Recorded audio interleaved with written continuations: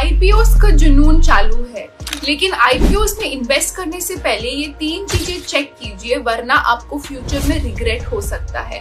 पहला है कंपनी का फाइनेंशियल्स एंड फंडामेंटल्स। कंपनी का फाइनेंशियल्स चेक करना बहुत जरूरी है। ग्रोथ, प्रॉफिटेबिलिटी और डेट कितना है ये चेक करना भी जरूरी है। अगर कंपनी के पास ग्रोथ है, अच्छी प्रॉफिटेबिलिटी है और डेट कम है तो ये एक अच्छे आईपीओ का सिग्नल है।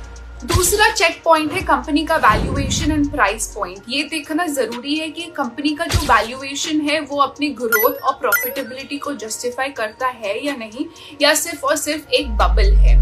कंपेयर कीजिए लिस्टेड फर्म्स के साथ, पीई और पीबी रेशियोज को यूज कीजिए। अगर कंपनी का वैल्यूएशन ज्यादा है या ओवर प्राइस्ड है तो हो सकता है फ्यूचर में ये आईपीओ के स्टॉक प्राइस का करेक्शन हो। और तीसरा चेक पॉइंट है management purpose and use of funds.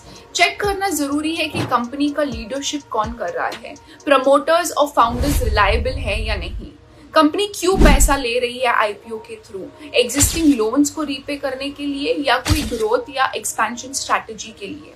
अगर ग्रोथ स्टोरी है तो एक ये प्लस पॉइंट है कोई भी आईपीओ के लिए, और अगर एग्जिस्टिंग डेट का रीपेमेंट है तो ये एक कॉशियस की बात है।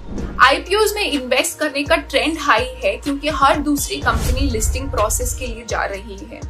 हाइप हाई है, डिमांड हाई है, तो इसका मतलब ये नहीं है कि सारे आईपीओज बेस्ट ही रहेंगे। आईपीओ में इन्वेस्ट करने से पहले ये 3 चीजें चेक कीजिए। अपना फंडामेंटल्स चेक कीजिए, वैल्यूएशन चेक कीजिए और कंपनी की लीडरशिप और मैनेजमेंट को चेक कीजिए और फिर ही पैसा आईपीओ में इन्वेस्ट कीजिए।